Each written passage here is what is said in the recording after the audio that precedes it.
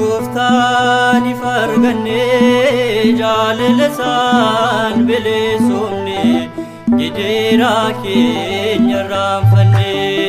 Fanno goftani farganne jaalalasan bilisumne gidera keenya raanfanne. Fanno goftani farganne jaalalasan bilisumne gidera keenya raanfanne. Fanno goftani farganne jaalalasan bilisumne gidera keenya raanfanne. Fannoon humna keenya ta'uusaa hubanne karaan irrattis bilisummaa arganne.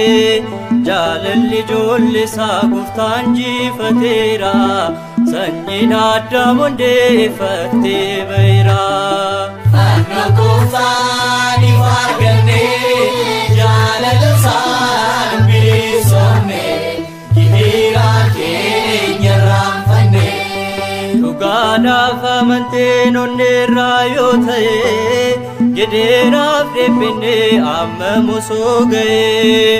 Aara galfeen keenya fannoo Yesuusi duwwaa lamanni isaa kan Gooftaan qabnese. Fanno goftani farganne jaalalasan bilisumne gidera keenya raanfanne. Bolla fannoo Gooftaallee ni argatte ejjeeteen fannoo isaa isheetti mul'ate. Diinota ishee gantee amantaan dhaabbatte fannoo Yesuusiin boqonnaa argatte. Fanno goftani farganne jaalalasan bilisumne gidera keenya raanfanne.